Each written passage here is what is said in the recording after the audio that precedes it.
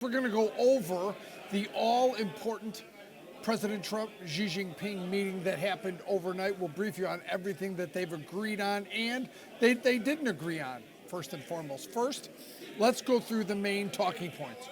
Rare earths, a very big topic for the two countries to talk about. They will keep those flowing in a one-year agreement, renewable each year, extended annually. In President Trump's quote, that is settled now. So the U.S. and China trading rare earths is back on the table and settled. Tariffs, the fentanyl tariffs that were 20% between the U.S. and China, now down to 10%. As President Trump said, he has seen real action on fentanyl from China, so he's lowered those tariffs to 10%.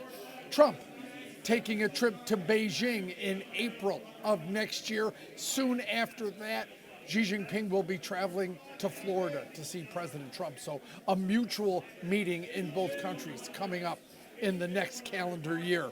Also, chip sales. That's where it gets a bit interesting because President Trump did talk about selling them lots of chips, but not Blackwell chips, not the key chips that Nvidia wants to sell and China wants to buy, but the U.S. thinks that is a national security risk. And if Chinese companies buy them, they'll just then give them or sell them to the Chinese government. So no Blackwell chips, but lots of other chips. The war in Ukraine. They talked about the two strongest countries and economies getting together to help stop the war in Ukraine. Remember, China buys an enormous amount of Russian oil. Another key talking point, agriculture products. They, following the meeting between President Trump and Xi Jinping, China has agreed to immediately resume and significantly expand purchases of U.S. agricultural products. It definitely focused on soybeans and corn is what they were talking about. So there's all the key points there.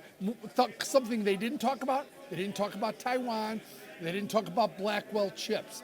Those are the two things left off this key talk, but a lot of progress in the overall relationship between the U.S. and China.